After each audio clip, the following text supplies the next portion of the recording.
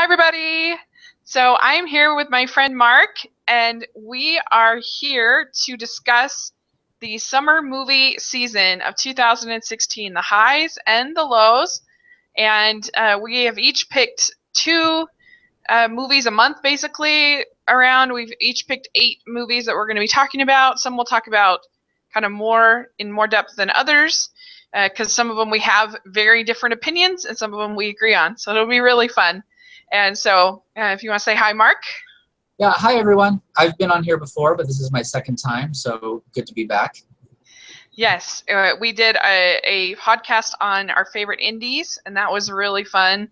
And so, if you that had been, it was in May, and the indies so far. So, and I do have the chat room open on YouTube. So if you have any questions or want to, express your opinion about a particular film that we're going to talk about, feel free, and I will try to mention it here in the course of the video.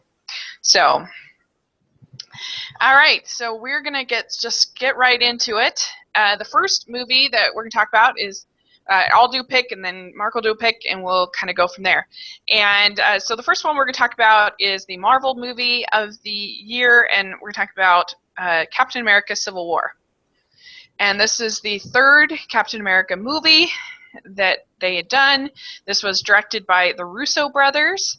It was released on the 6th of May, and it made $408 million at the box office and had a 90% on Rotten Tomatoes. So pretty well loved, pretty well liked.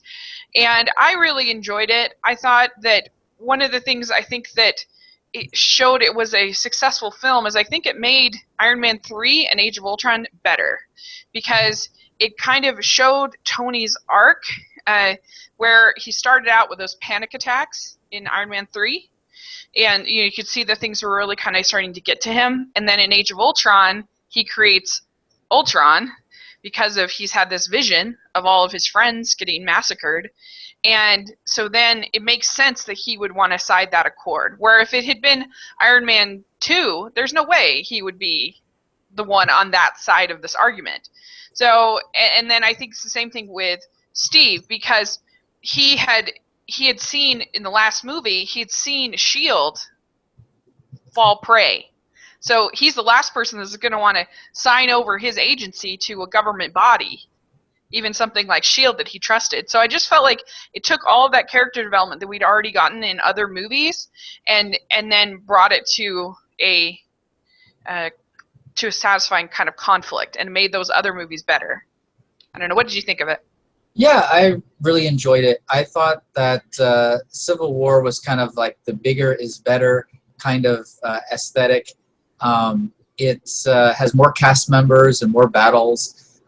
It's long. It's almost 2.5 hours, but I still think that the strengths far exceed the weaknesses.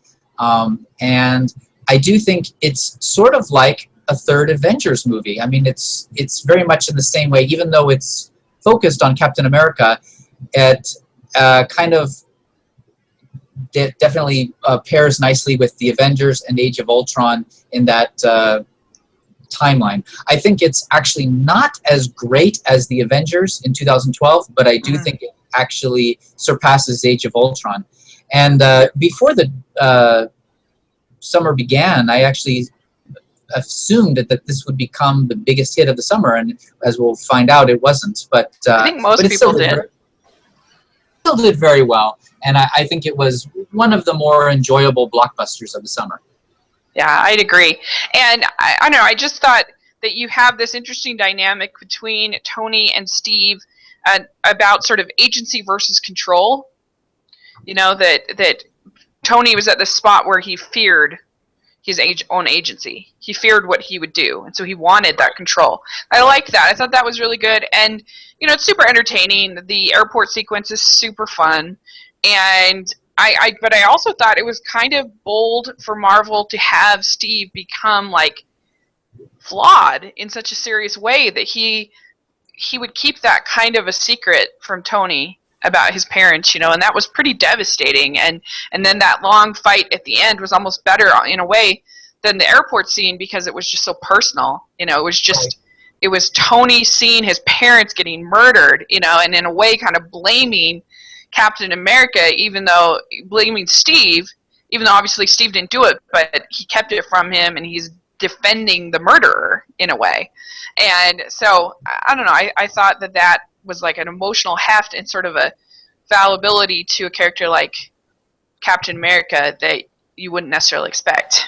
Yeah, I agree that I think the Marvel Cinematic Universe does a really good job of handling these different characters and giving us a lot of depth to these people. So it's a lot more than just a silly comic book film. There's definitely you're emotionally invested in these people, and I think they've continued to do this very well through the whole series. And so one of the reasons why I think it continues to really entertain people. Yeah, I think so, and I do agree with the big sort of criticism of this movie and most Marvel movies is that there aren't any stakes. That it probably would have been more effective if it hadn't just been, maybe if Rhodey had died, or if one of the characters had really, if there'd been more than just Tony's parents kind of die. I get it, but I still enjoyed it very much. Yeah, no, it was definitely one of the highlights of the summer, I think.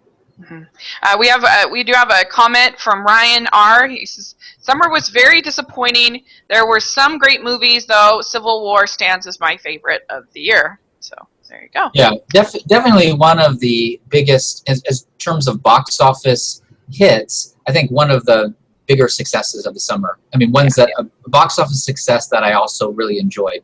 Yeah, I think so. So, all right, you're next.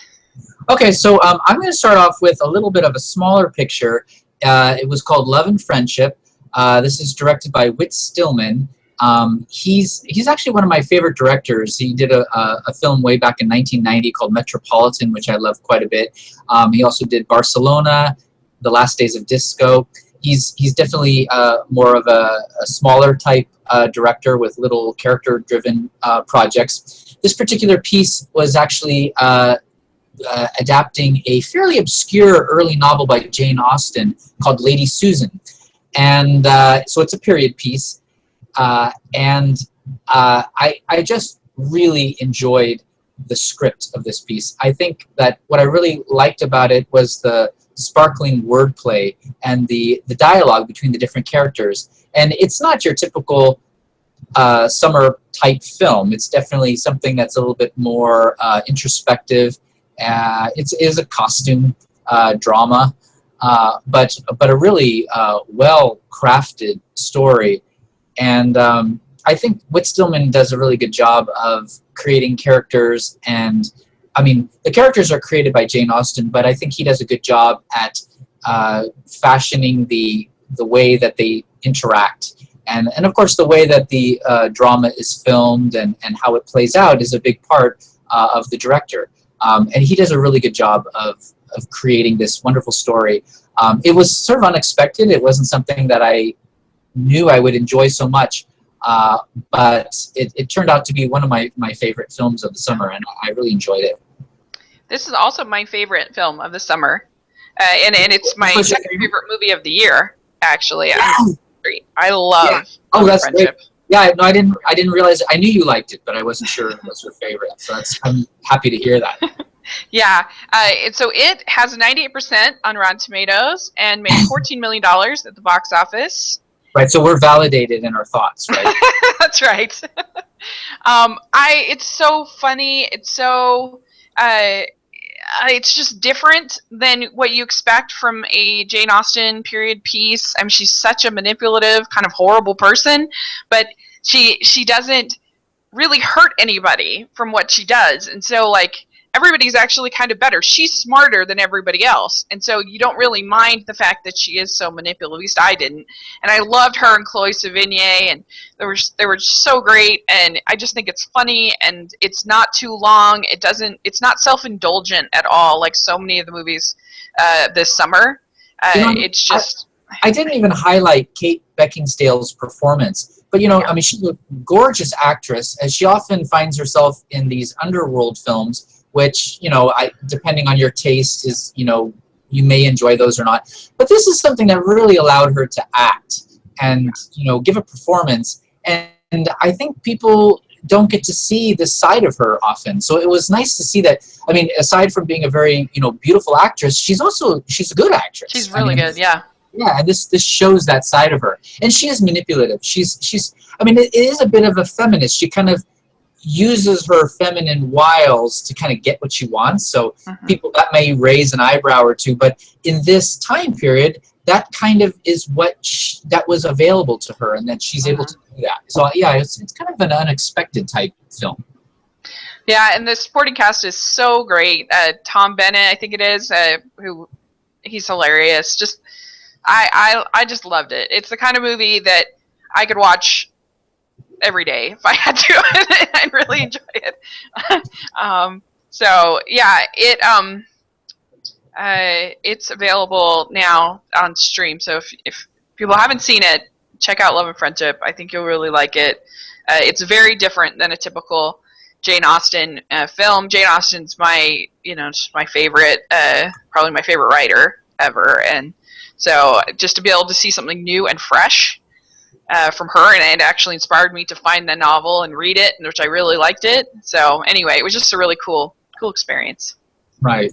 So, okay, so next one we're going to talk about, it's too bad Ryan is left because he would have something to say about this, but we're going to talk about X-Men Apocalypse, and I actually saw this on the same day that I saw Love and Friendship, and I was so disappointed by X-Men Apocalypse because I love the X-Men movies, and the X-Men movies at the heart are about the metaphor of class and class struggle, and the way that we treat people that are different. And I felt like this movie completely abandoned that altogether, and it was just kind of like a generic 90s kind of action movie. The only part of it that had any heart at all to me was the Michael Fassbender part with his family. But I feel like that's lessened because we've seen Magneto, kind of the storyline of him becoming bad and then having second thoughts and and eventually finding his goodness. We've seen it now like 9 times, and I'm just tired of it. And I just thought Apocalypse was so boring and so dumb. He seemed right out of, I don't know. And then it was just like destruction porn, where just like cities are just destroyed.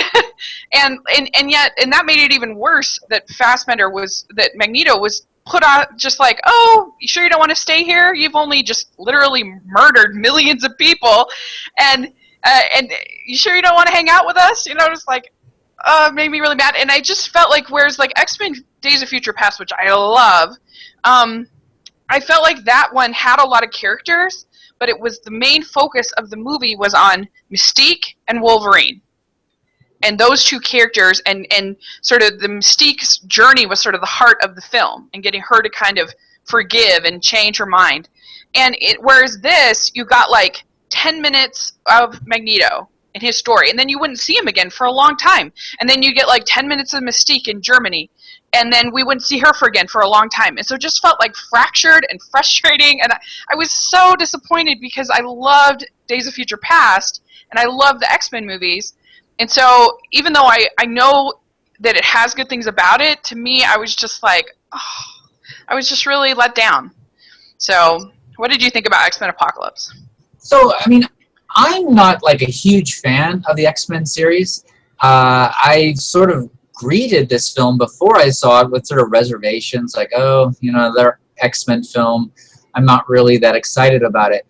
But I was actually pleasantly surprised by this film. I actually thought it was fairly enjoyable. I think it's not the best X-Men film, but I think it's far from the worst also. I mean, those X-Men Origins and the Wolf, yeah, I mean, that's worse. Those are terrible. But I actually thought it was fairly enjoyable fun. I thought it sort of sat comfortably in the upper half of the X-Men franchise. I think what I kind of want out of a superhero film is maybe like some nice set pieces, some things that you can sort of like get involved in. And I think there were several in this that actually gave a lot of the different individuals an opportunity to shine.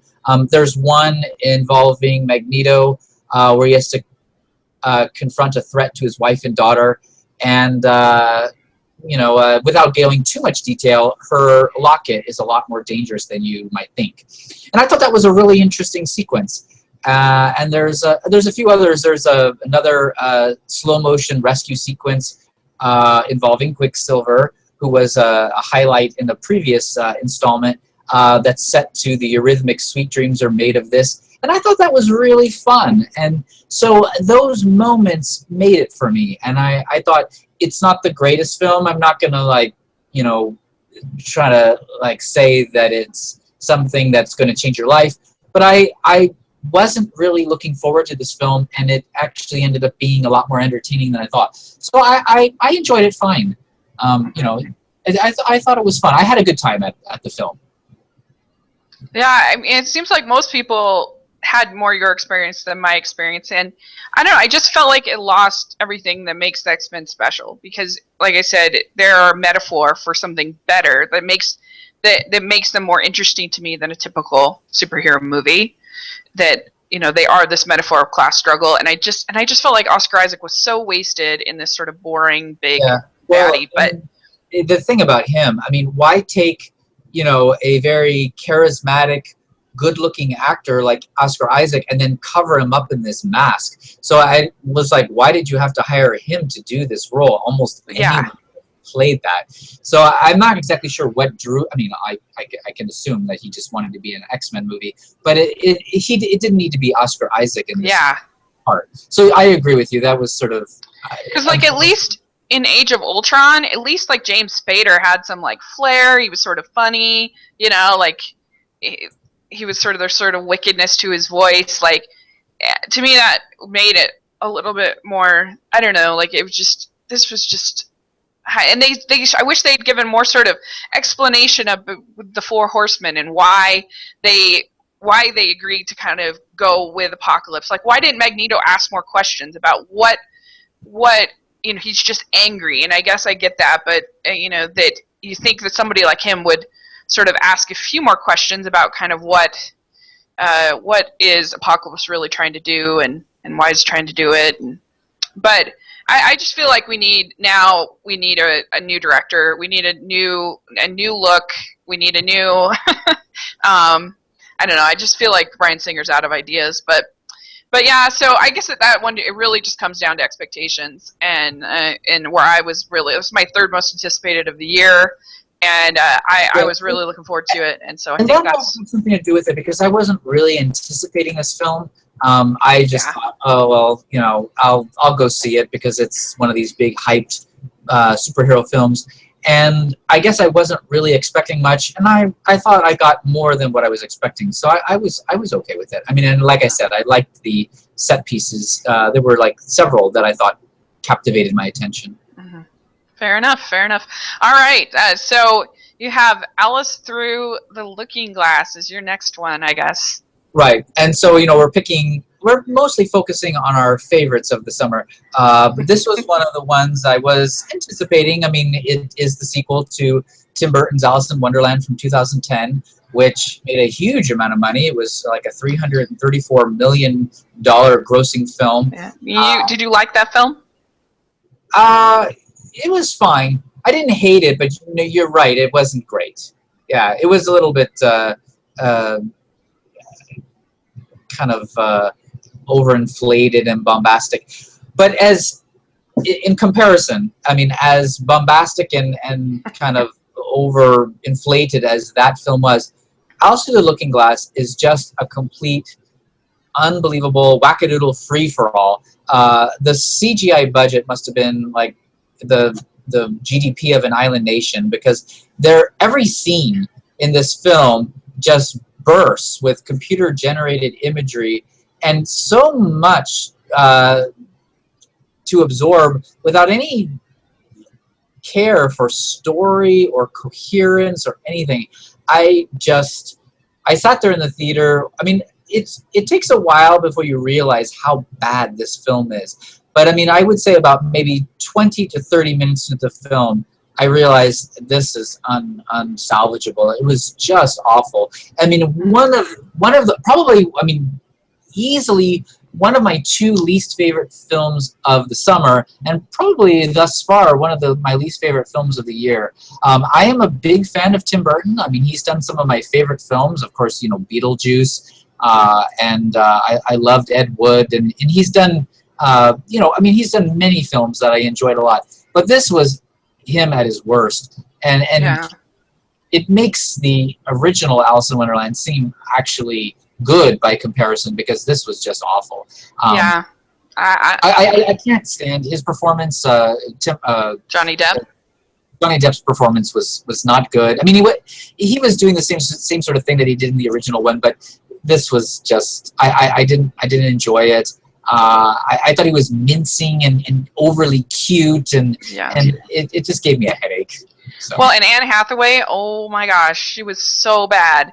Like, just like the way she's like floating all around, and you're like, if she doesn't get nominated for a Razzie, then there is no justice, I think. Yeah, it was a really bad movie.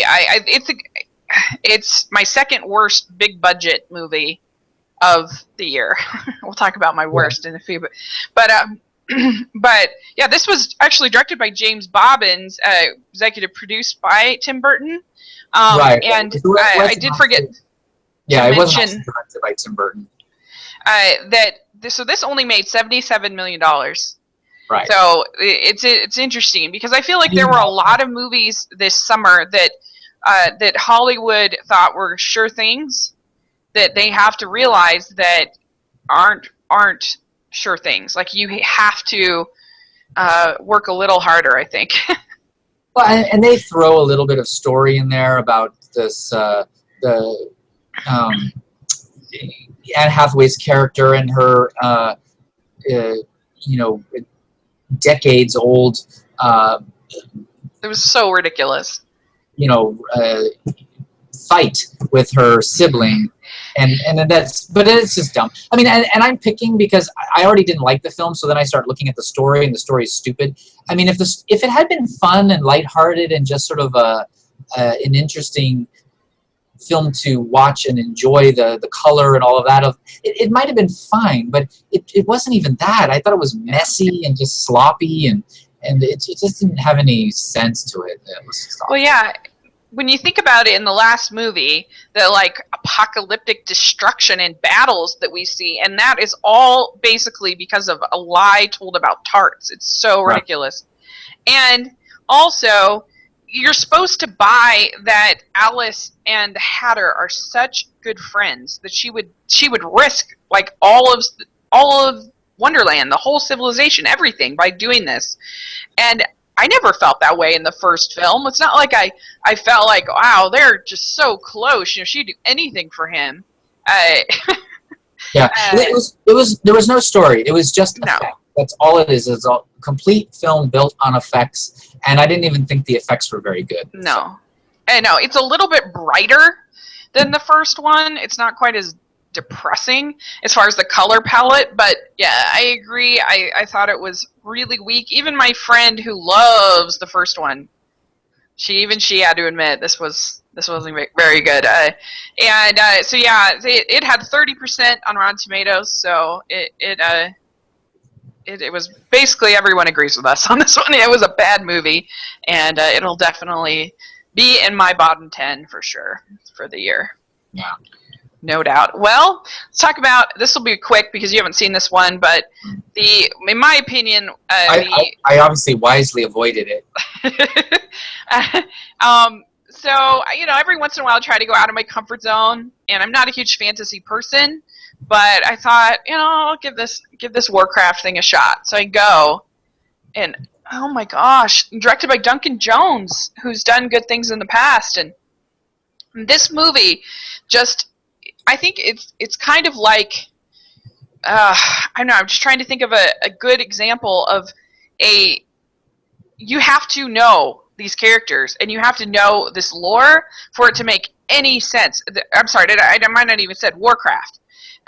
Warcraft, and it was so confusing. Like, I had no idea, like, who was fighting who what their motivations were, what their names were even. Like, I did not understand. Like, it had no coherent plot. There was this, like, magical portal that took you to the human world, and I didn't understand what the rules were to that portal.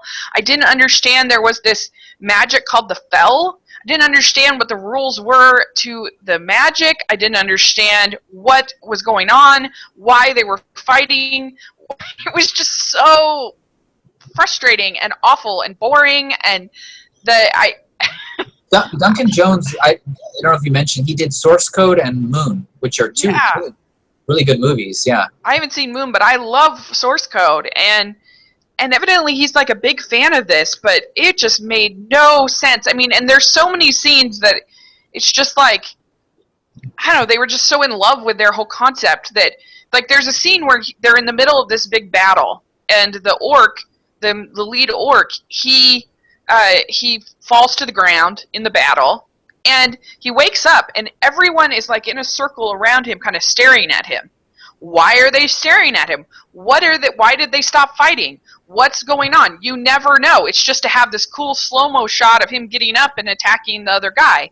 You know, it's like, why didn't they kill him? He's there on the ground, you know, like. Right.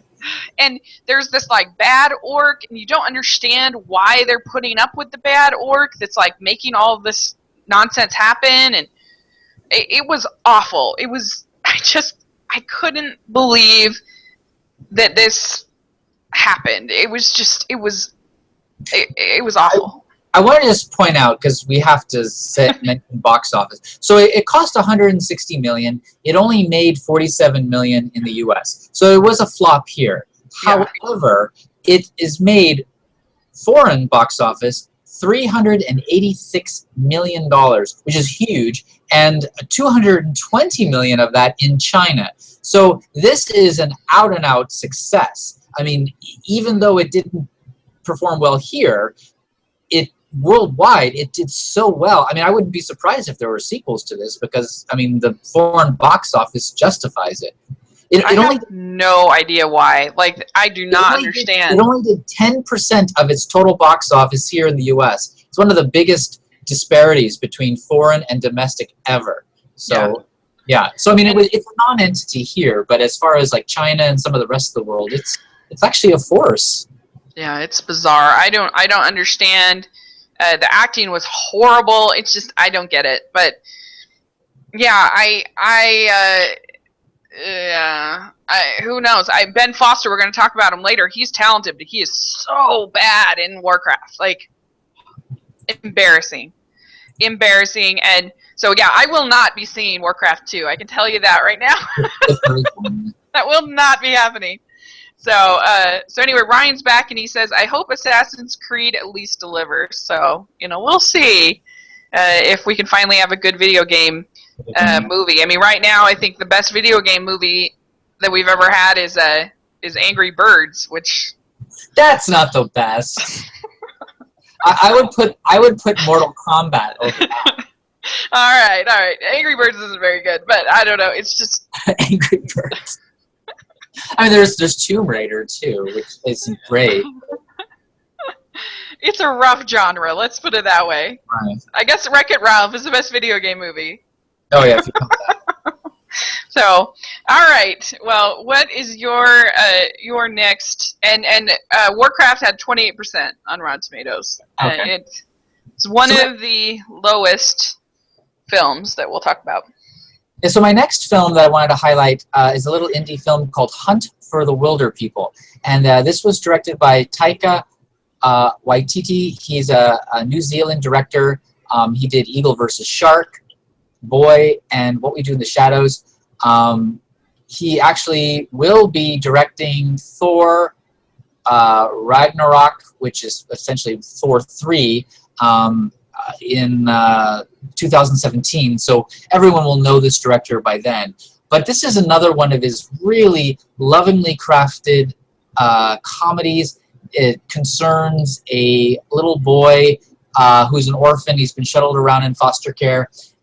He's now being raised by two elderly parents, and actually the mother dies, and when that happens, the state wants to then remove him and put him into another foster care. He really likes the father that he's been placed with now, and so he decides he's going to just escape from leave home so that he doesn't get placed into another foster home. And so he escapes, and then the father that he's been placed with goes off in search for him, and then it kind of gets a little bit confused as to whether the father has kidnapped him or whether he escaped on his own. And it's a beautiful road movie, a coming of age tale. It's actually based on a novel, and like the novel, it's divided into chapters, and each little section of the film has its own title. It's very whimsically designed and unfolded. It's a little bit like a Wes Anderson film, I think. It is funny, but I do think that it's actually more of a drama, and I think it's the touches of comedy that kind of push it over the edge. But if there's any kind of quibble about the film, I would say that there are moments where the plot kind of drags on a bit too long, and it could have been tightened up a little bit. But overall, I think there's a preciousness to this film that touches the heart without ever being, overtly saccharine. And I think that newcomer Julian Dennison, who plays the little boy, is just wonderful, and he has a nice chemistry with actor Sam Neill, who plays the father that he's been placed with in the foster home. And this yarn is really beautifully constructed, and it was such a delight. It was something that I wasn't expecting, and I really enjoyed it. Yeah, this has been a really strong year for child actors between Neil Sethi and Jungle Book, and we'll talk about The Kids in Pete's Dragon. There have been a lot of strong child performances, and I agree with you. This actually has the highest Rotten Tomatoes score of any of the films we'll talk about. 99%. There's only one rotten, and it's actually a C+, so it's really not that rotten. The review. Yeah, and so this movie made $4.6 million, and I also really enjoyed it. My only problem with it is that I went into it with the expectation of like uproarious laughter, because I think that what we would do in the Shadows, his previous film, Taika Waititi, is hilarious. Like, I was just cracking up the entire time, and so I was expecting this to be like that, and I really didn't think it was that funny.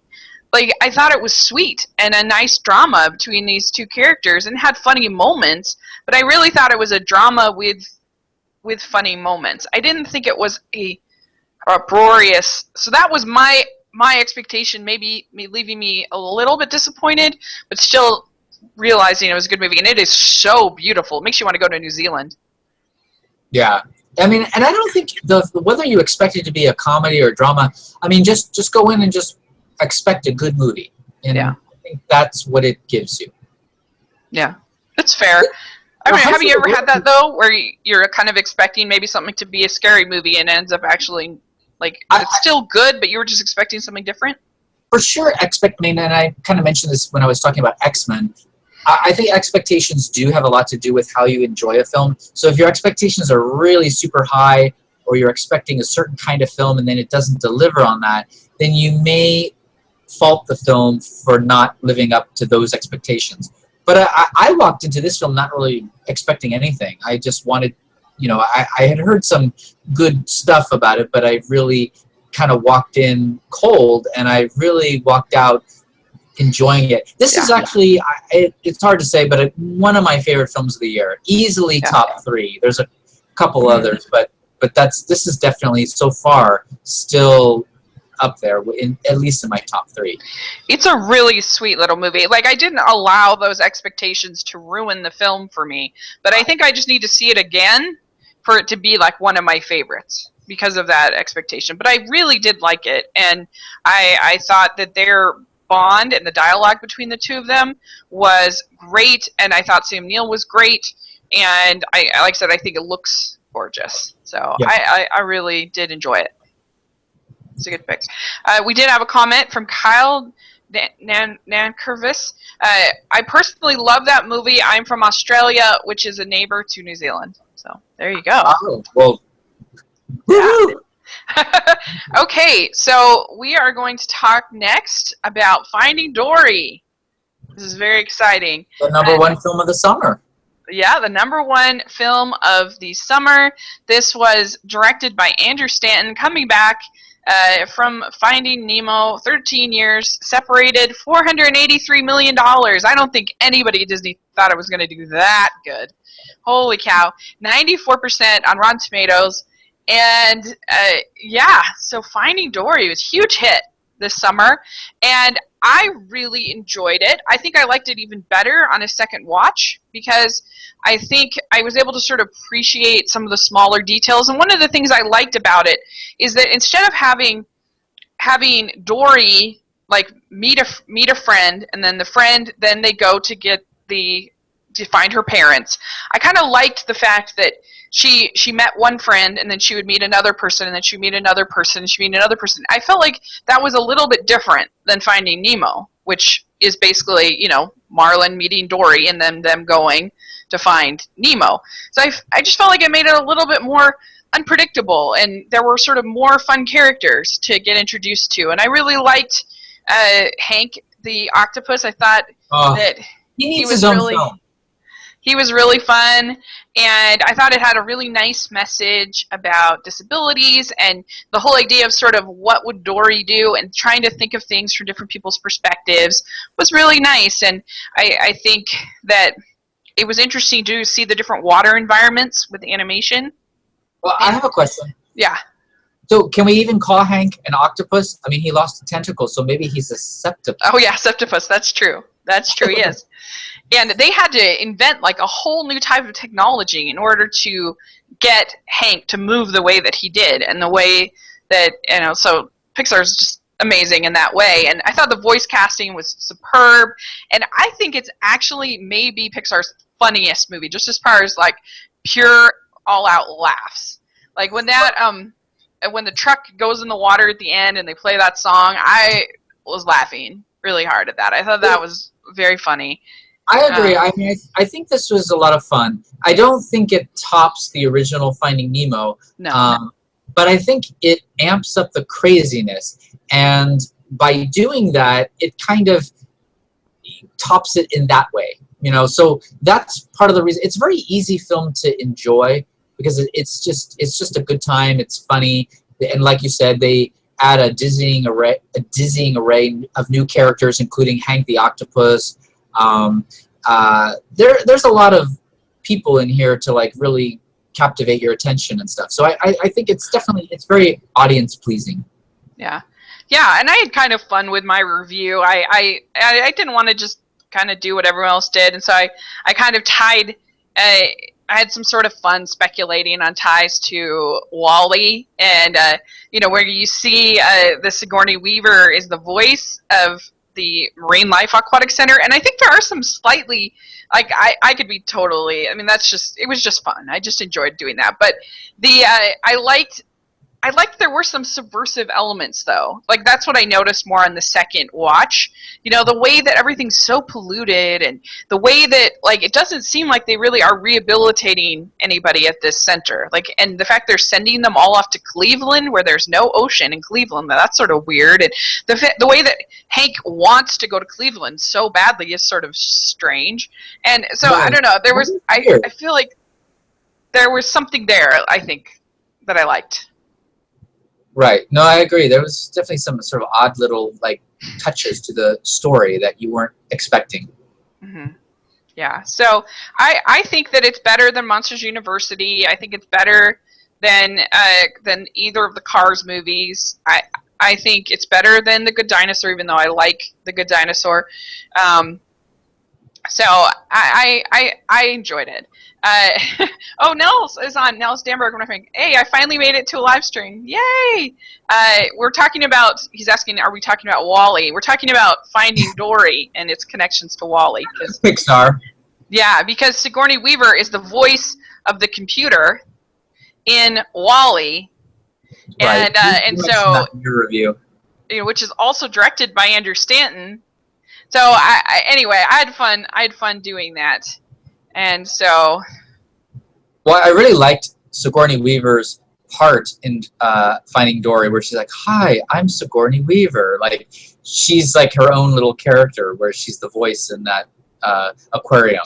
Yeah, it was sort of, there was something slightly creepy about it that I found intriguing, and I don't know. I just thought it was an enjoyable little movie. It's not. It shouldn't win the best animated. It might, because Pixar just has the Academy voters' hearts, but. You know what? They don't have. I would say Pixar does not have the Academy voters' hearts when they're sequels. They actually, like Monsters University was not even nominated, and so they seem to be. They're a little bit tougher on them when it's a sequel. But I would say it should at least get nominated. Yeah, I think it should get nominated as well, unless we have 4. We don't want to get into too much, but we have 4 studio releases coming out in left. We have Storks, we have Trolls, which I think actually looks pretty good. The teaser was horrible, but the trailer I actually kind of liked. And then Moana, which I'm so excited for, and then we have Sing, which just premiered at Toronto Film Festival to like really good buzz. So it'll be interesting to see. It's been a very strong year for animation. So the chat room is very active. It's great. We've got people declaring their favorites of Toy Story or Pixar. What's your favorite Pixar film, or one of your favorites? Oh, mine? Yeah.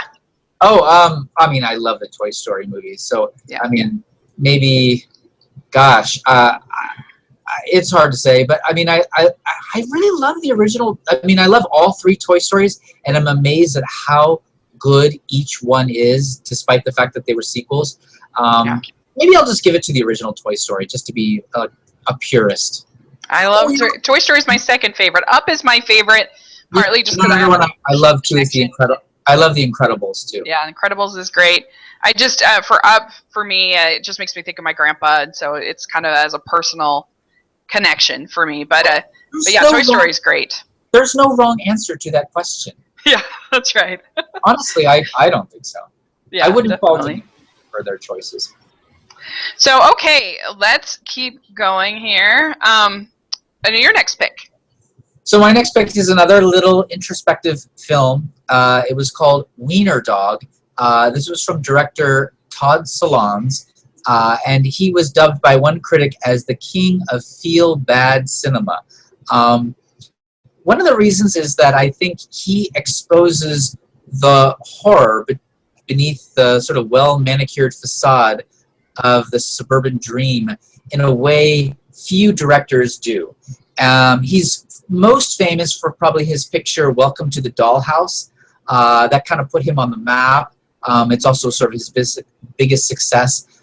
Wiener Dog is sort of 4 tales. They're linked together by the presence of the same little Dachshund that inhabits the lives of these 4 different individuals. And each character that is portrayed gets a little bit older in each story.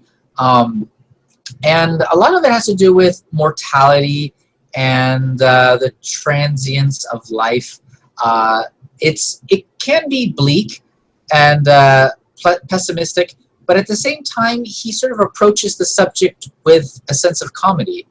And I can't explain it, because I know that a lot of people will watch this film and be turned off by it, because it's definitely something that doesn't have a happy ending exactly. But I think he has sort of a quirky worldview that is sort of interesting, and it's different. And I really like this movie. I think it has some very good performances, and I think the portrayals of life that he gives are very real. Is it told from the perspective of the dog? Why is it called Wiener Dog? So because he's present in each story. But it's actually more from the story. There's a character in each story that either befriends the dog or the dog is their pet. and it's sort of about them. So no, it's not really from the perspective of the dog, but it definitely the dog is sort of a construct that they use in order to give an excuse as to why we're following these different people. But anyway, it was really it's well done. The cinematography is actually kind of interesting. Edward Lockman is the name of the cinematographer. He does a good job, and it sort of exposes why human beings are flawed, and I think that there's an authenticity to that, and I sort of responded to that. It's definitely a film that will turn off some people, though. I won't go into like what happens, but there are details to it that I think some people will not appreciate. But I was able to look past those details, and I think there's a lot of nuggets of wisdom that Todd Solondz gives in this film, and I enjoyed it. I wanted to highlight this film too. It's not a movie that a lot of people talked about, so it's not my favorite film of the summer, but it's one I wanted to mention because I think it's something worth talking about.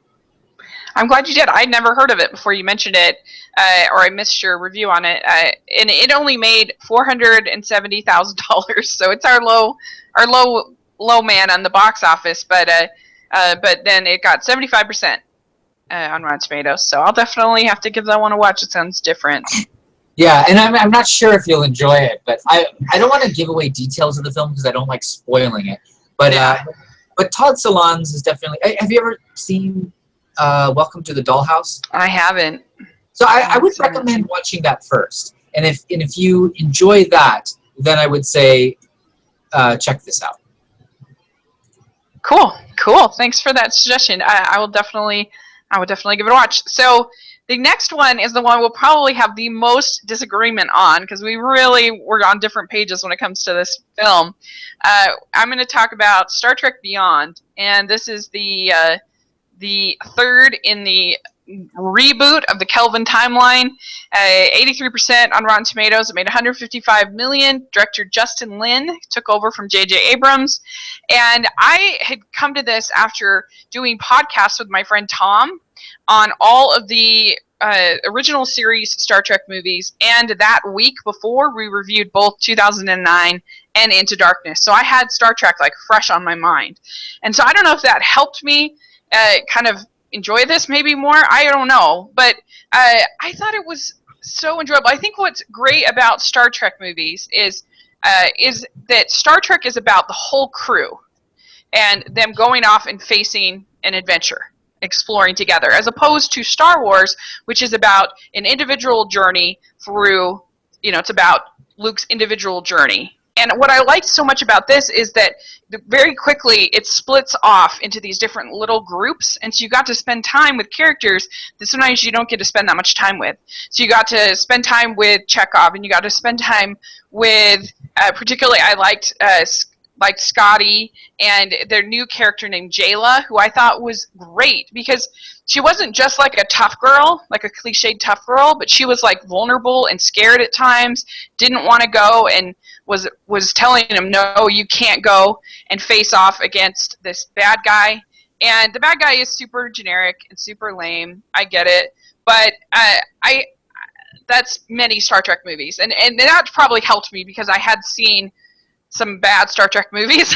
And so, like, I don't know, there's been some really bad Star Trek villains, and a lot of people had problems with the tone and they make it in an action movie, but I just feel like Star Trek has been so many different things. I mean, you have you have number 4, which is like campy and very silly, and then you have Wrath of Khan, which is like almost a horror movie elements in certain ways, and you have the first one, which is like 2001 Space Odyssey. So you have all these different feels, so I didn't have a problem with sort of this new feel, and I thought I just had fun with it. I just enjoyed it, and so I don't know. So say your piece about Star Trek Beyond, because I know you didn't care for it. Yeah, I mean, I think maybe we're like flipped in terms of Star Trek and what was the other one that and X-Men. Like, yeah. I found X-Men just sort of fun and sort of a fun film. This I felt was really I just, first of all, I felt it was the most, probably the weakest chapter in the Star Trek franchise since Star Trek V, The Final Frontier, which came out in 1989. And I just felt it was boring. It's hard for me to have a whole lot to say about it, other than it's just devoid of anything new or innovative. And I think a big part of it has to do with director Justin Lin. And, you know, he's directed the Fast and Furious 3 sequels 3 through 6. And I think he's a talented filmmaker. He's brought a lot to those car racing films. But I think his aesthetic for Star Trek Beyond, he has this very bro-y kind of aesthetic, was a very clumsy fit for the Star Trek universe. And I think what normally the Star Trek movies have this sort of philosophical intellectualism. This becomes not so important. That's sort of tossed aside, and it is more of just sort of an action film, and not a very interesting one to begin with either. So I don't know. I mean, I wasn't crazy about it. I guess maybe I was expecting something more because I loved J.J. Abrams' other films. I loved Star Trek Into Darkness, and I loved the Star Trek before that in 2009. So both of those films really wowed me, and I know a lot of people have varying points of view about those films. But I thought I'm a big fan of J.J. Abrams, and I think he did a good job of those two films. So this was, and to be honest, I walked into this film not even realizing that Justin Lin was the director. I just thought, well, here's another Star Trek film. And I was watching it, and about halfway through, I'm like, why is this not enjoyable to me?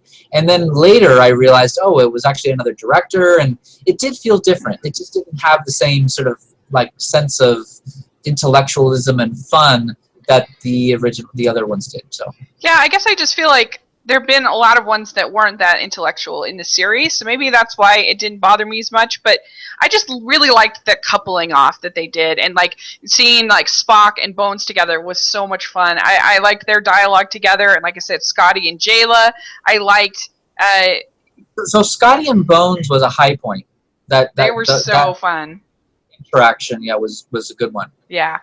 And I don't know. I just had fun with it, I guess. I thought Carl Urban was really good in it. Yeah. So, you know, and you see Chekhov and Kirk together for a little while, which was nice, especially with Anton Yelchin, passing and I don't know. I just enjoyed it, but I get what you're saying. Like the villain was pretty lame, and there were boring stretches, but I think that coupling off period was just one of my favorite Star Trek things that I've seen. I really like that. So, all right.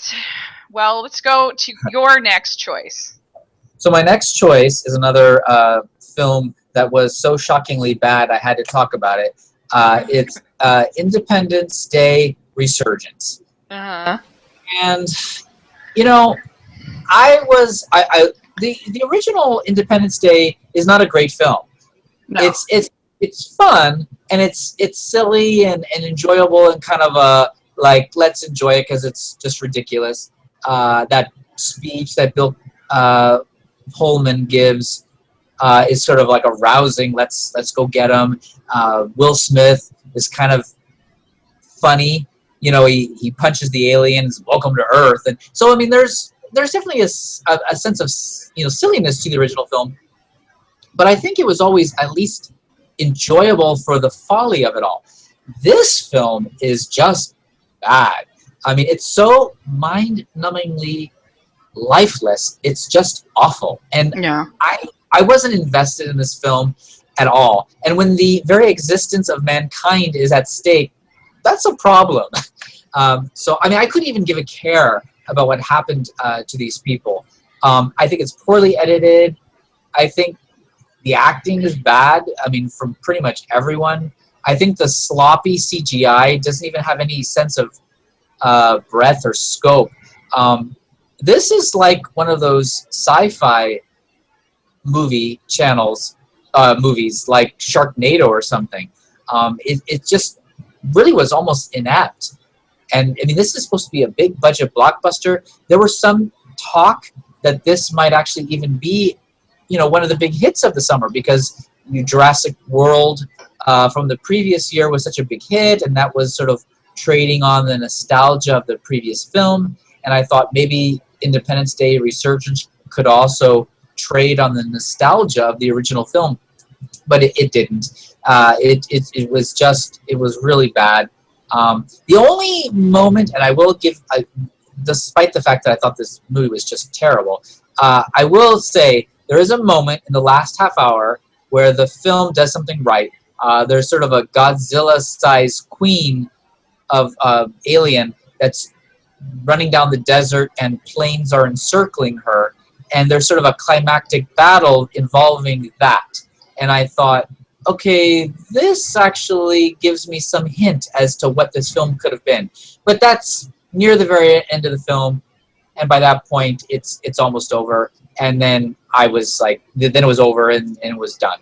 So, I mean, I will give it that compliment, but other than that, the film was just awful. So I was really disappointed by this. Yeah, I mean, I guess I came out of it being like, oh, that was really forgettable. I didn't come out as like, wow, that was the worst thing I've ever seen. But you're right. I mean, none of those things were good.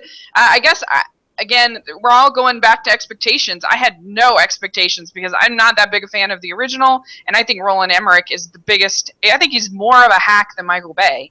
I mean, he hasn't made. I don't know if he's ever really made a good movie. I mean, as close as Independence Day is as close as he's gotten, but I mean, his movies are horrible. I mean, you got. So I will say that his movies usually have sort of a sense of fun to it. I mean, Roland Emmerich did 2012. Oh my gosh, or like 10,000 BC. Oh, it was. Yeah, I mean, but there's like Stargate has some. I guess Stargate. And kind of like the sort of Egyptian sort of silliness of it all. There's sort of and The Day After Tomorrow. I mean, these are films that aren't great, but there is sort of a sense of scope and fun. With Independence Day Resurgence, I mean, there's a part where it's not even clear what's going on. The alien ship is like picking up a portion of one country and dropping it on another, and it's not even clear what exactly is happening. And so it's almost technically inefficient. I mean, it's bad. And that's usually not a problem with Roland Emmerich films. At the very least, you can say the special effects are good. So here, I didn't even think that was at the right level. Yeah. So, yeah. Especially when that alien is chasing the bus at the end. That looked so bad. Right. Yeah, the effects were not good. And the Brent Steiner stuff was really bad, too. I mean, I didn't really, like... I have to admit, when I first saw it, I didn't really think about it that much. But then somebody pointed out to me how disrespectful that character was in their supposed relationship. Was pretty bad. So, yeah, it was a bad movie. There's no getting around it. I was probably more generous just because I just found it completely forgettable. But yeah, the more I thought about it, the more I'm like, yeah, that really did kind of suck. Yeah, and it did horrible at the box office. I mean, oh yeah, so it got made 103 million, which for what it was is very low, and it had 31% on Tomatoes. So yeah, and the original Independence Day did 306 million, and that was 1996. So, I mean, that's, in today's dollars, that would be like 600 million. So, I mean, you're talking 600 million versus 100 million. That's a serious drop. I mean, yeah. Nell says, I personally thought oh, wait, no, sorry, you're talking about something else. Okay, so let's, they're all talking on the chat room all about Hardcore Henry, which I didn't see, so I can't comment, Brad. Let's talk about my next choice. I bet the chat room will have something to say about this. We are going to talk about Suicide Squad. And this was released on the 5th of August. David Ayer, it's made $303 million, which to me is very depressing. And it's a huge hit. 26%. So I don't know. I'm frustrated about this movie, and the more I thought about it, the more frustrated I got because it didn't feel like it was even finished to me. It didn't feel like I just feel like these people, the Warner Brothers, were just like, no, we can give them anything, and as long as it had a cool trailer, and as long as it looked nice, people will go see it and we'll make money. And so the first half of the movie is Amanda Waller sitting at a table looking at a binder. I mean, it's just like, what? And then the story finally gets started, and it's just so bland, and I don't know. I mean, just the Enchantress and the tornado of badness or whatever it was, and she makes that black man into her brother, which I thought was sort of insensitive and weird. And like a random guy that was on the bus. Yeah. Yeah. And yeah. They're trying to sell this group off as a family, that they like care about each other or something like that, but they spend almost no time together. There's hardly any like time for them to bond as a family. And so when those moments happen, like when Boomerang comes back and joins them again, because it's like, oh, I can't leave my family. It's like, what? Yeah, right. This is supposed to be bad guys. And I don't know, I just felt the only thing that I enjoyed in it is I thought Will Smith was fun, and I thought that Margot Robbie was fun. I did not like this new Joker. I didn't think that he was scary. I didn't think that, I just felt like the Joker is best, and I'm no expert on the comics, but to me, I just thought he was a generic crime lord kind of person. And so, I don't know, I just thought it made me kind of upset, because I just felt like, and it made me upset that people went and saw it, because I felt like you're proving them right. You're proving to Warner Brothers that they can put in a half-baked film, and you're still going to go see it, and it's going to set all these records. It's frustrating to me. I don't know. What do you think about Suicide Squad? Yeah, so I have mixed feelings about it, because first of all, I think the DC, as a film series, the DC Extended Universe is terrible. Yeah. I hated Man of Steel. I slightly liked Batman v Superman: Dawn of Justice a little more, but I still didn't like it. And then Suicide Squad I actually liked even more than that. So I hate all the films. I hate every film in the DC Extended Universe. However, degree of hating. I'm liking them a little bit more as we go on. So by comparison, Suicide Squad is my favorite of these three films. And this is why. It's not a good film, and I wouldn't recommend it. I gave it a negative review, but just barely. And the reason why is because I think that the point of this film isn't really even to have a plot. It's just to introduce a bunch of characters and create archetypes and parade them around for 123 minutes in a gleefully exuberant, devil-may-care spectacle. And to a certain extent, it does that. And, you mentioned Will Smith. He's good. You mentioned Margot Robbie. She's good. The Joker is terrible. I don't know why. A year ago, they were promoting Jared Leto as almost like he was the star of this movie. He's like Margot Robbie's boyfriend, and he's like barely in it. So the Joker is a complete miss. That's terrible.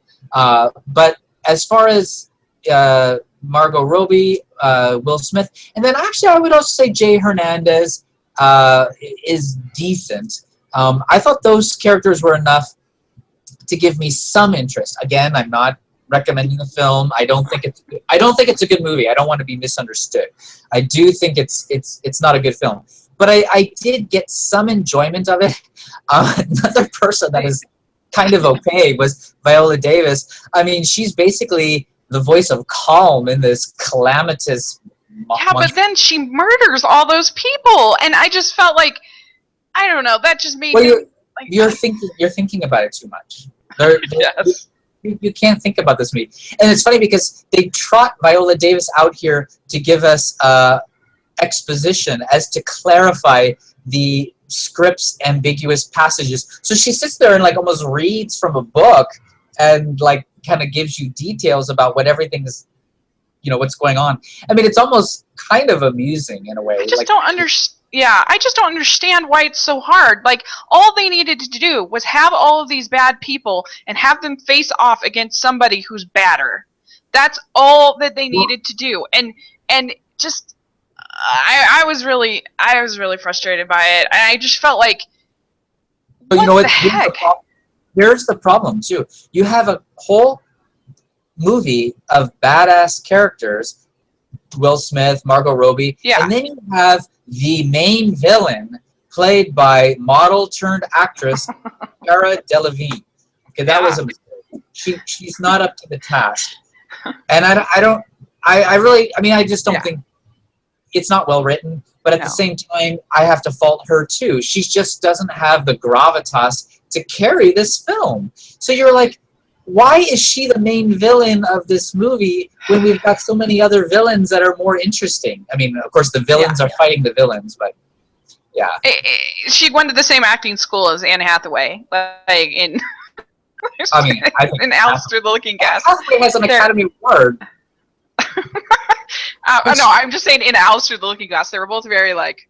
Oh, I would say Anne Hathaway's a better actress, but no, I know. I'm just kidding. But so Nell says, I agree, Rachel. It didn't feel finished at all. It was just loaded with extra deleted scenes as an excuse for buying the Blu-ray. I hate the trend in movies nowadays, especially with comic book movies. I mean, that's definitely what you saw in. It was so obvious in Warcraft that like huge sections had been taken out because it just made no sense. Like, why are we here? What's going on?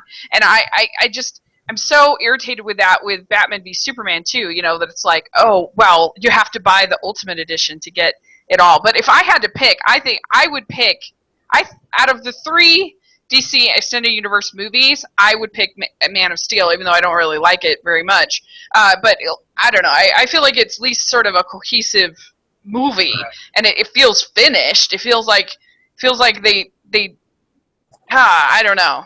So I would pick Man of Steel, but I would rather watch Batman v Superman than Suicide Squad, just because I felt like at least Batman v Superman had more moments that I liked. And yes, Suicide Squad had performances that were fun, but there wasn't really like a moment that I had fun.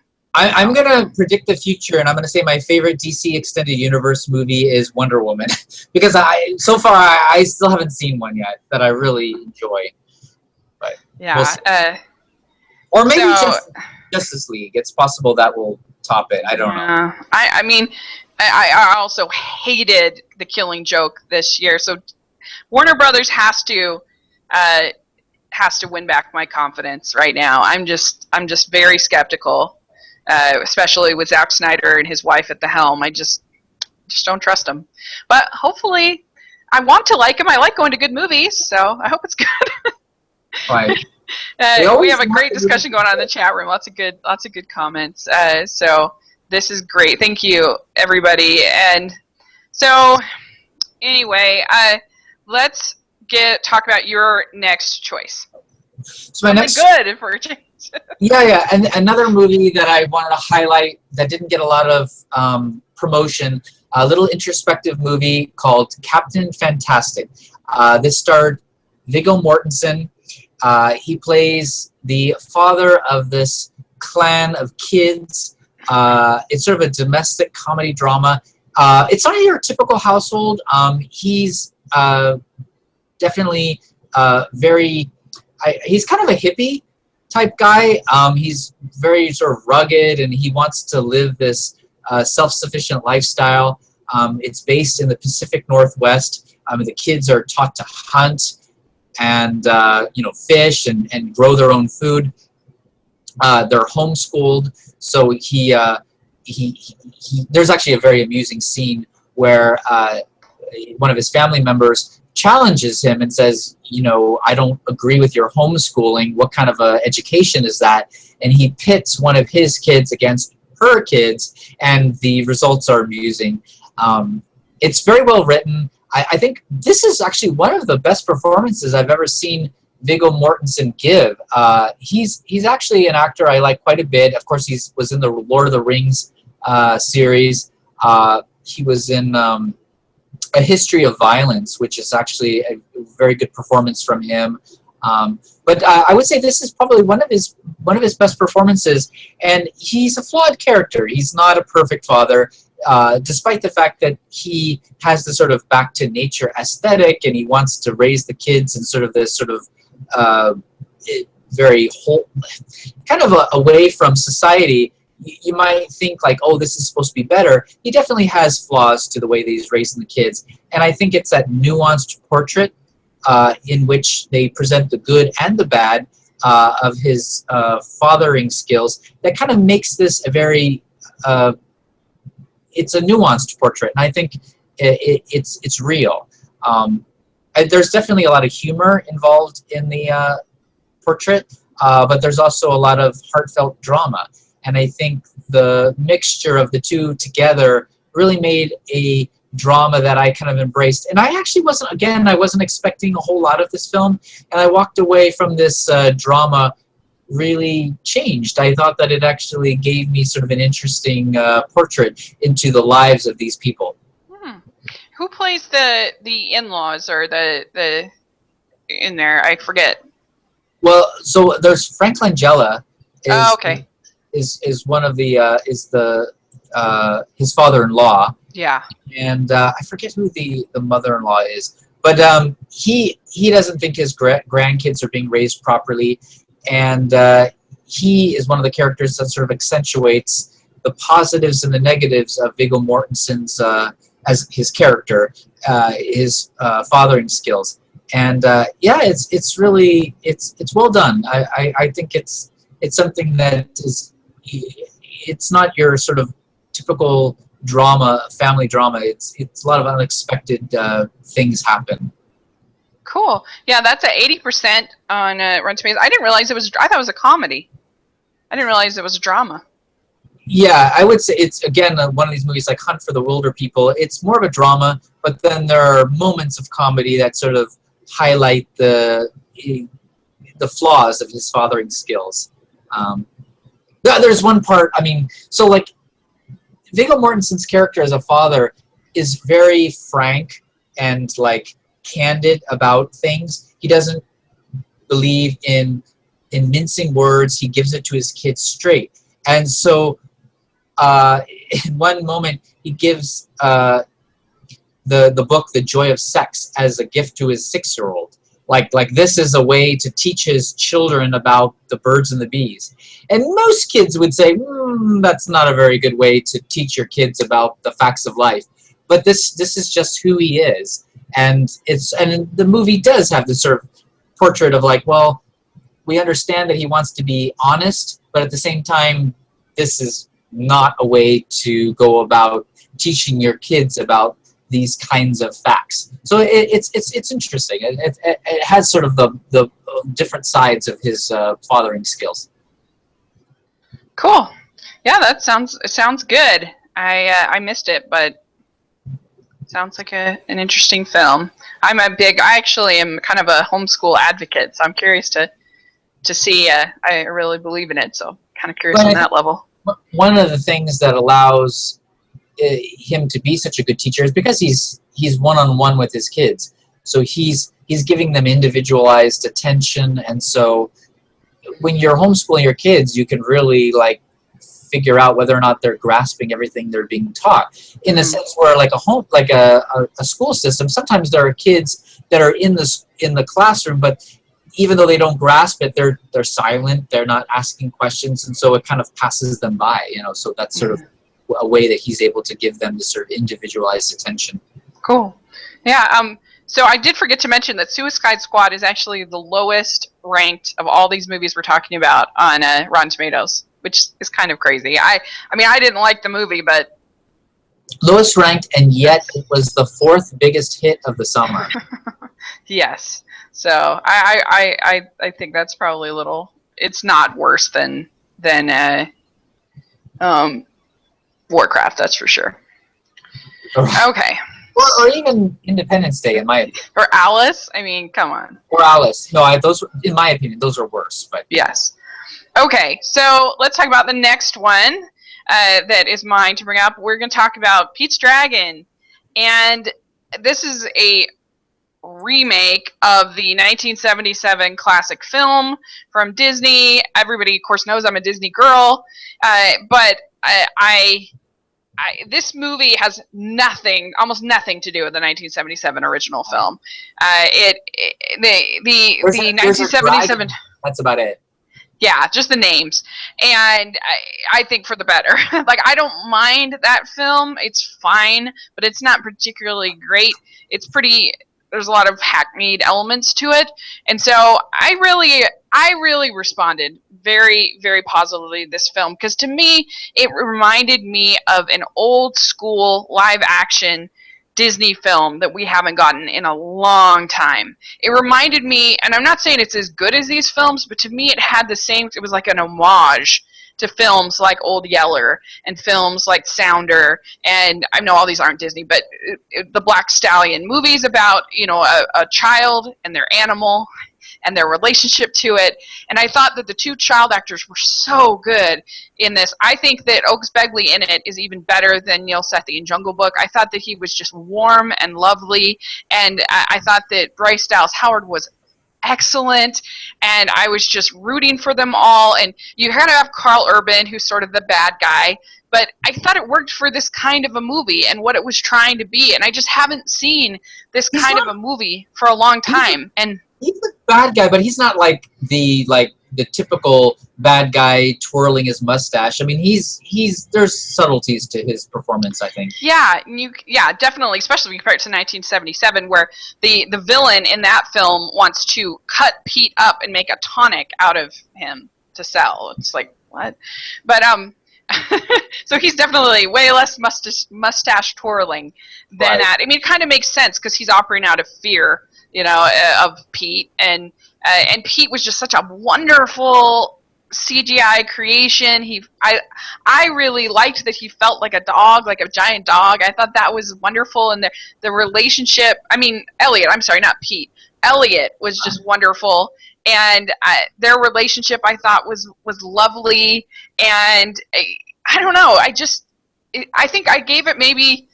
It just felt like a movie I hadn't seen in a long time. And I was so happy to see Disney do a small movie, $65 million budget, with an independent director from David Lowery. And I just wish it had been a big success, because it has done well enough. It's about made $100 million worldwide, $67 million, so it's covered its budget domestically. But oh man, if it had done like Maleficent numbers, that's probably ridiculous. But if it had, then I think we would have seen them go in a way that I really want them to go, if that makes sense. And I'm so excited to see this director taking on Peter Pan, which I had no interest at all in before. But now that I've seen what he did here, I'm so excited to see what he brings to Peter Pan. And so anyway, that's just, to me, it was old school Disney magic. And I really loved it. So. I liked it fine. It wasn't something that really captivated me in the way that I think it captivated you. I thought is cute, and I think the relationship, as you mentioned, between the dragon and the boy was not unlike that of a boy and his dog. I think that bond sort of forms the foundation of the drama. They have a nice warm rapport, but I feel like that relationship was sort of a wispy premise to build the whole production. So I wasn't. It was very light. I feel like it didn't. It's something that I sort of saw. I enjoyed it fine, but a week later I wasn't really thinking about it. So it didn't captivate me quite in the way that I was hoping. But I do agree that Oaks Begley was very good, and I would agree. I think he's actually better than Mowgli in the Jungle Book. I think he has there's sort of a quirkiness to his performance and a depth that I didn't see in the Jungle Book that I did see here. So I would definitely support you in his performance. I thought he was quite good. What do you think of Bryce Dallas Howard? I wasn't crazy about her, actually. You weren't crazy? Not I about thought her. she was warm and lovely. And I love that scene where she says, "You are the bravest boy." That I don't know, that I teared up then. And Yeah. I mean the beginning is pretty brutal. So I'm not a big fan of her as an actress, actually. okay. I've seen her in in Jurassic World and The Lady in the Water and even Lady in the Water. Ooh. she's I don't want to go into a tirade on her, but I would say she's often the weakest link in any movie that she's in.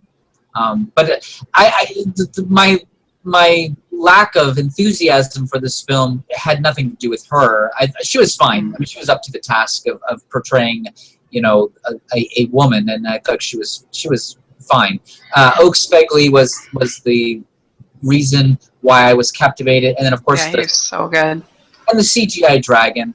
I thought those two elements were nice, but it was sentimental, bit of fluff. I didn't think it was anything deep in the way, but I mean, I liked it fine. I mean, if I would definitely, if you have kids, I would definitely say this is something to take them to. It was one of the better family films of the summer, for sure. Yeah. Well, and I was just so frustrated because, like, I so often hear my friends that are Mormon and Christian, like I am, that when a movie comes out, like, say, 50 Shades of Grey, I hear those people decrying the lack of morality in Hollywood and how there's no good family films that come out. Well, this month we had two that were, in my opinion, excellent, and nobody went to see them. So don't complain to me that you don't have high quality family films, and that anyway. So that's just, it was frustrating to me, and I just wish it had done better. Just because that's the direction I want Disney to go in. I want them to make heartfelt, emotional, unique, different, films. I don't want them to be making Maleficent and movies that just take what we already know and butcher it. Like, in my opinion, because I hate that movie so much, and so I don't know. That's why, I guess, why I was really pulling for it going into it, and I left just feeling like, oh, that was Disney magic. So, and how Robert Redford in it? He was great. I just really enjoyed it. How often do you have a live action movie that's rated PG? Like, that doesn't happen very often. Right. PG is an animated film. So here's a live action film. Like you said, it's wholesome. It's for the whole family. Yeah. So all right. Well, and I think, I don't know if I said, but this is 86% on Rotten Tomatoes. So let's talk about your next pick. So my next pick was a film starring Meryl Streep. It was Florence Foster Jenkins. This was from director Stephen Frears, who did Dangerous Liaisons and The Queen, which were both two big successes of his. This was a biography of an American socialite and an amateur soprano. And in the hands of Meryl Streep, she is this flamboyant personality. She's noted for her costumes and, of course, her notable poor singing ability. Despite the fact that she has a lot of money that allows her to be able to promote herself at Carnegie Hall and get herself a big, a venue in order to promote her talent. The great thing about this film is it features not one performance that's spectacular, which is Meryl Streep, and as you would expect, but three great performances. In addition to Meryl Streep as Florence Foster Jenkins, there's also Hugh Grant as St. Clair Bayfield as her husband, and their relationship is a little bit odd because he doesn't actually live with her. He lives in a separate residence, and this has a little bit to do with the fact that Florence had contracted syphilis from her first husband, and so they've never consummated their marriage. But yet their relationship is definitely very devoted, and he's very loving towards her. So that was kind of interesting. Mm-hmm. And the third performance that's also quite good is Simon Helberg, who's most known for his character on The Big Bang Theory as Cosme McMoon, who is her pianist. And of course, there's a lot of humor involved in Florence's lack of singing ability. And her, there's sort of an art to being able to sing badly. And Meryl Streep does a good job of sort of highlighting the humor of how bad this woman was. And it is hard to listen to. I mean, there are moments where they stretch the singing out to a point where, like, is she going to stop singing? But no, she keeps going on. And it does it to the point where it really is funny. And it's amusing because this is actually, of all the movies that I've seen this year, I haven't heard such loud and sustained laughter from an audience in any movie more than this one. I'm not saying it's the funniest movie that I thought it was, but I haven't been in an audience enjoying a film more than this one. I mean, there was so much laughter from this film. So I think it's the kind of movie that if it sounds like something you would enjoy, then you probably will.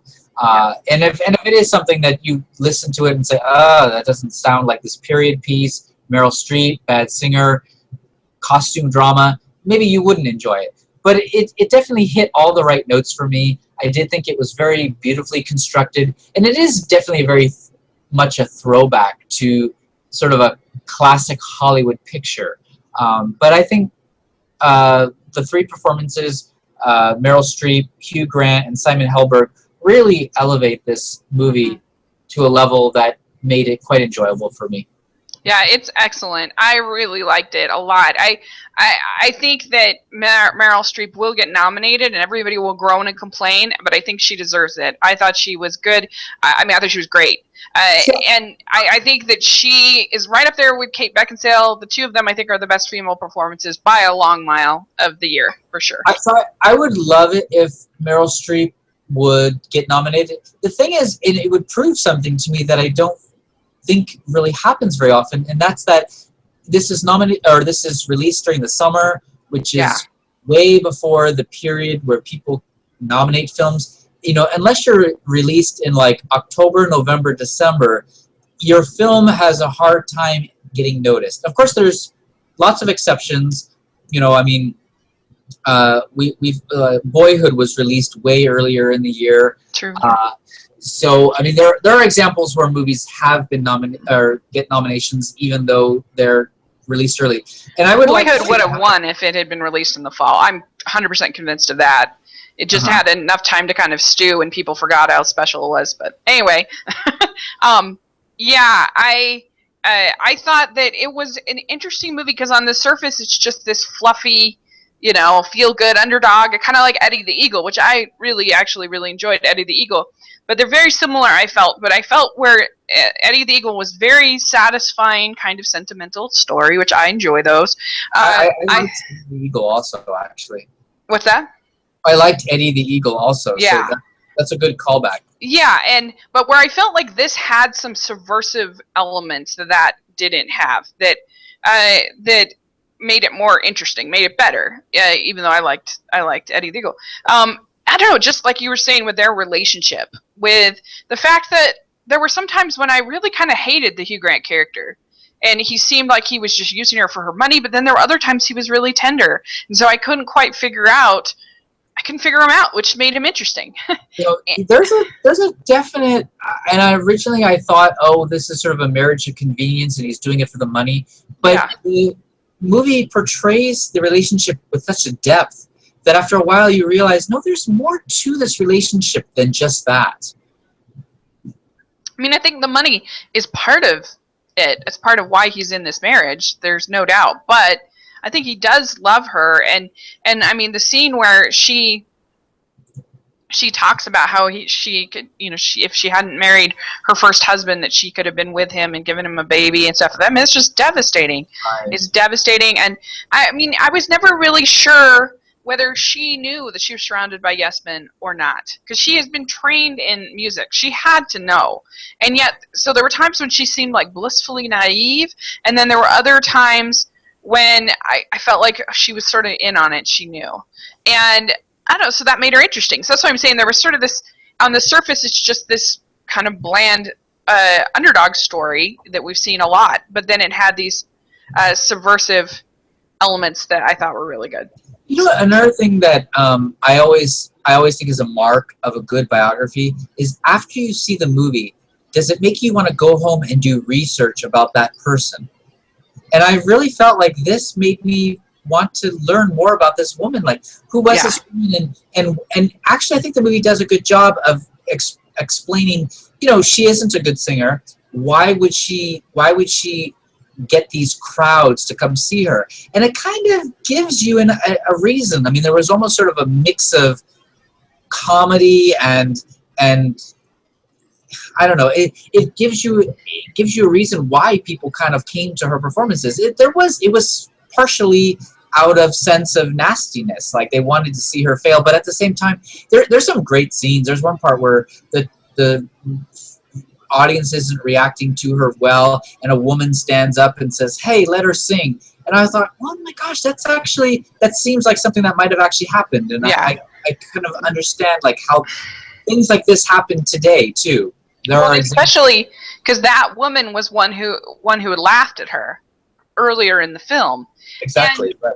Also, like the fact that people still kept wanting to hear her song on the radio during the war, which was really interesting. And I don't know, it was just, it had these subversive, weird, different elements that just kept me wondering. And so I think it's really strong. I think it's better than, I'd say it's underrated as far as. And it's weird. It's weird saying a movie starring Meryl Streep would be underrated because you think that would get a lot of press. But this really kind of got released, and it didn't get a lot of. No, only 25 million, and 87% on Rotten Tomatoes, so it did pretty well there. But I just feel like the trailers and kind of you have to see it to really understand how unique it is. Like, it's just hard to sort of to explain how special it is. So anyway, okay, we better finish. We're taking so okay, so let's move on to the next one. We've only have 2 more if people are watching. So the next one is Kubo and the Two Strings. This is from Laika. This is stop motion animation. They built, you know, everything that you see for the most part. Excuse me. And everything is, you know, hand moved like stop motion does. And it's a story about a boy in Japan who goes on a quest. Well, he's not supposed to. He has a mother who has kind of Alzheimer's, and he has this power to tell stories with paper. And he gets called on this kind of quest to go and find this armor of his father, in order to sort of stop these evil spirits, I guess is how you explain it. And I think it works so well because I loved Kubo so much as a character. And because it's so beautiful. I just, every time Kubo would smile, it made me smile. I just loved his character. I thought that he was so sweet, the way he cared for his mother, the way that he would tell the stories, the way that his interactions with the monkey and the beetle, and I don't know, he was just such a joyful, sweet, lovely character that I just responded to, and it's just so beautiful when you see like the paper coming up and making wings, or the paper coming up and making a ship, you know, it was just like, ow. Yeah. What did you think of Kubo? So I totally agree. So I cheated, you know, with our list of movies. I would have put this in one of the movies I wanted to talk about. But I knew you would pick it because I know you love animation, and this is one of the highlights of the year. So I purposely didn't pick it so I could pick something else to talk about.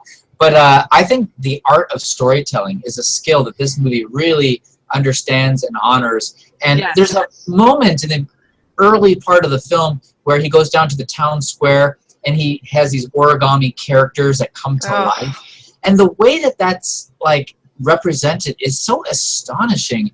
I mean, there's such a grandeur in the way that is manifested.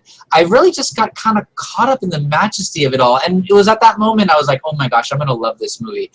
And I think I love stop motion animation. I think Laika is one of my favorite film studios. They're responsible for Coraline and Paranorman. both films that I were among my top 10 of the year that they came out.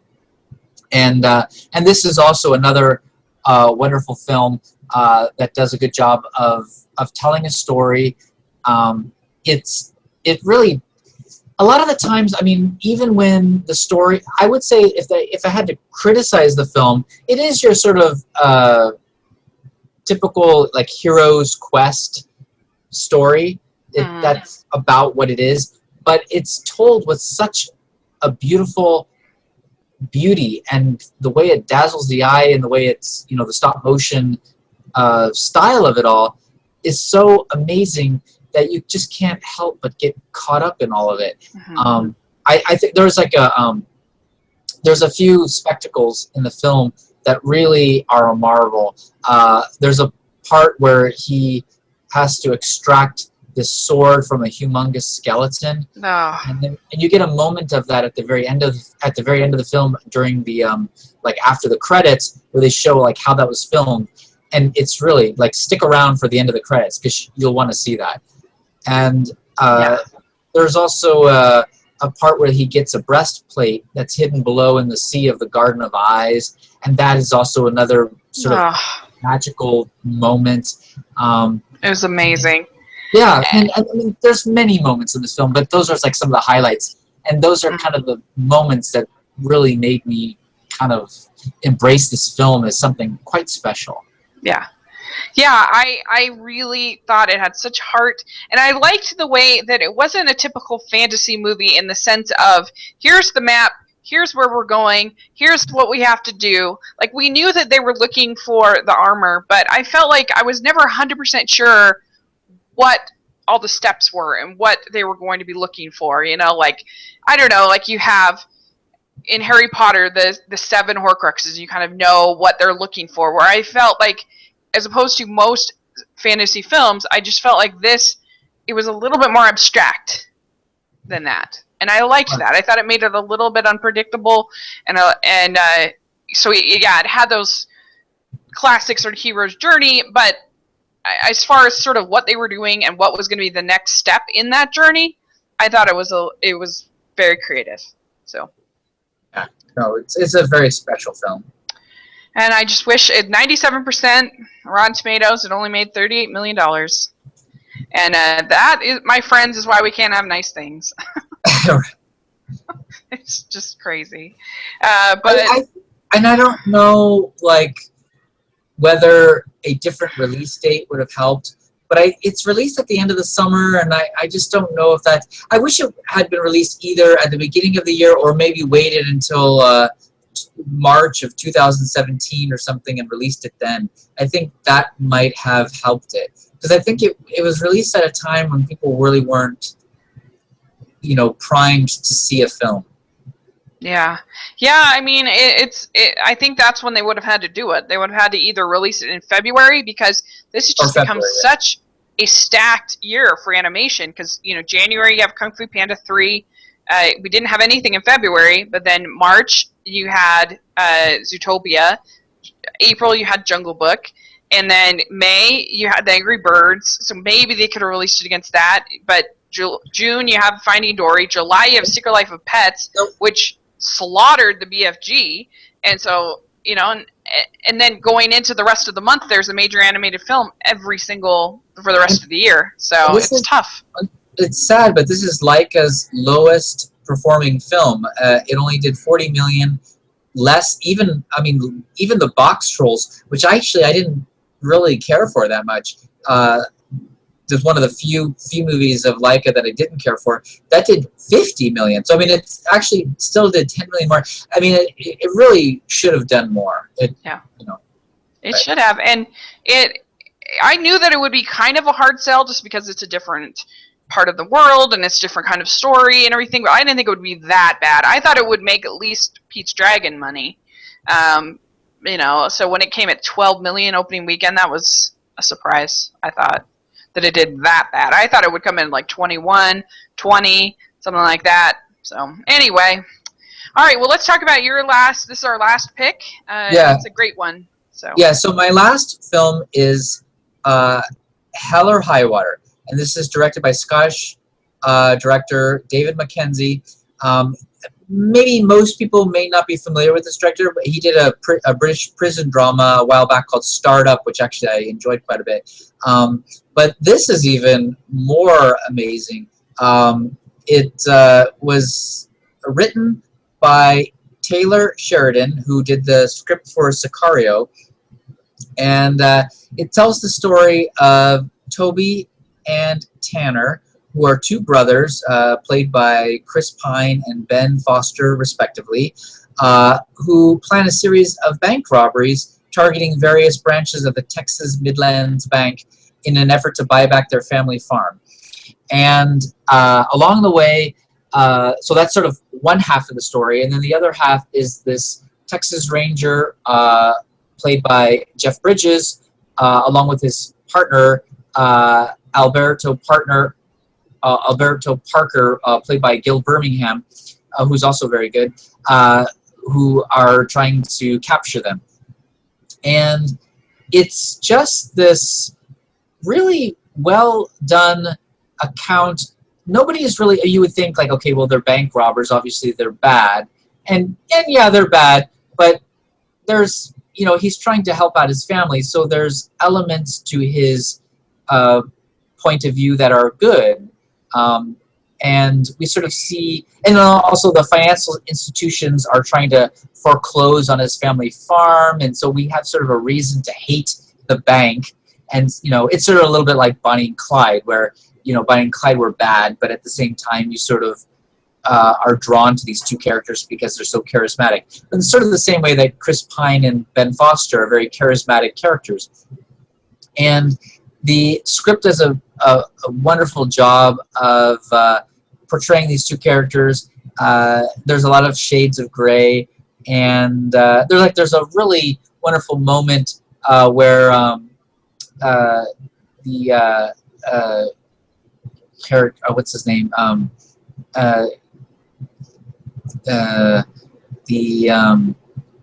Chris Pine is in a diner, and he has this Toby. flirtatious conversation with a waitress, played by an actress named Katie Mixon. And the conversation is very sort of mundane, but at face value, but their exchange kind of gives way to a sort of heartbreaking yearning that she has for so much more in her own life. And it's a very brief moment, but it sort of highlights how this script does such a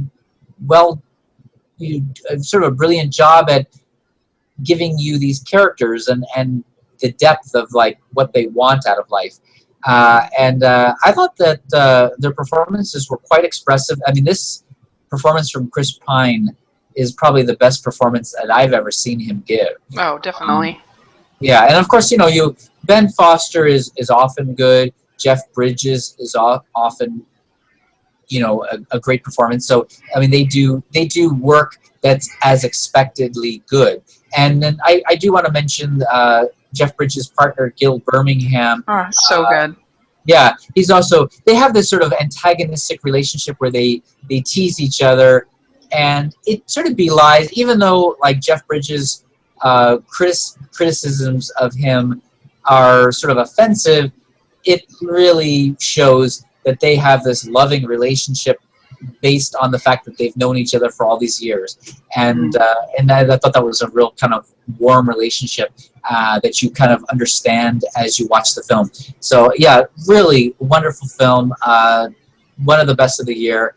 And this film, it hasn't done a huge amount of money, but it definitely has made a lot of sort of, it's gotten some acclaim just because it didn't cost a lot of money, but it did a fair amount of business based on on small theaters, and it's sort of slowly expanded to more theaters. So I'm happy to see that. Yeah, right now it's at 18 million, but I think it probably cost a couple million to make. So that's good. And 98%. And yeah, this is not like the kind of movie that I love, but it was perfectly executed for the kind of movie that it is, if that makes sense. Yeah, it only cost 12 million, and it's almost at 20 million right now. Yeah. Oh yeah. Oh cool. Yeah, I think it was excellent. The way that they established these two relationships between these two brothers. The one is played by Ben Foster, who redeems himself from Warcraft in my eyes, and he's sort of the idiot kind of brother in a way. He's and then you have the Chris Pine character, who's the smart one, who's the one that creates this whole plan, and then Jeff Bridges' character, like he is kind of a likable curmudgeon, I guess you'd say. Jeff And Bridges, he's playing the kind of character that you expect him to play. So I think his performance is good, but it's within his wheelhouse. So I thought it was as good as I expected him to be. And yeah, his partner, I would be very happy if he got nominated. Probably won't, but if he got nominated for Best Supporting Actor, I would be very happy. I thought he was so good. He's in the Twilight films. He plays Taylor Lautner's father in those films. Oh, really? Yeah. Yeah, but he was great.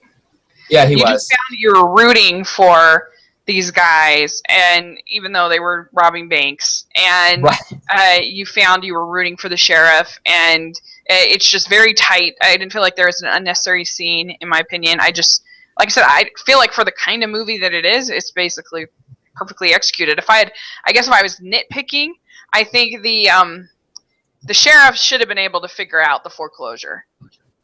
Mm-hmm. That seems like, it seems like he should have, in his digging and all his investigation, he should have been able to figure that one out as a motive. But anyway, that would be my only nitpick. So yeah, no, I'm really happy to see though this film is kind of caught on. It started out. I think it was only in like 32 theaters when it first started out, and now it's in over 1,400. So it keeps expanding because I think more and more people are responding to this film. So I'm happy to see it. It's becoming a little. It's one of the big indie hits of the era. Yeah, it's great. So what would you say was your best and your worst of the summer for? So best, I would say probably Hunt for the Wilder People, and then my worst would be Alice Through the Looking Glass. Yeah, good candidate. Those would be on my short list. For me, my best is Love and Friendship, and my worst is Warcraft. So. Yeah, so I have no intentions to see Warcraft, so I'll take your word for that. Yeah, I've saved you much pain. It was just unbelievable. But I'm glad the fans of the game seem to like it, so I hated it. So, all right, well, thank you very much. So how can people find you? So I write for my personal blog, fastfilmreviews.com, and you can also follow me on Twitter, Mark_Hobin. Okay, Hobin. I have that all in the description section. And so thanks again for doing this with me. I really appreciate it. And hopefully, because there has been, I think, a lot of disappointment in the summer. And so hopefully the fall will be better. Yeah, but I think what our discussion kind of highlights is that the summer really wasn't all bad. There were a lot of good movies, and you have to seek them out in some cases. But there was some good work out there. It's definitely not all bad. But definitely, for sure. And a lot of these are these indies that you have to make a little bit of effort, but it's worth it if you do. Definitely. So, all right. Well, thank you very much, and we will we'll talk again soon.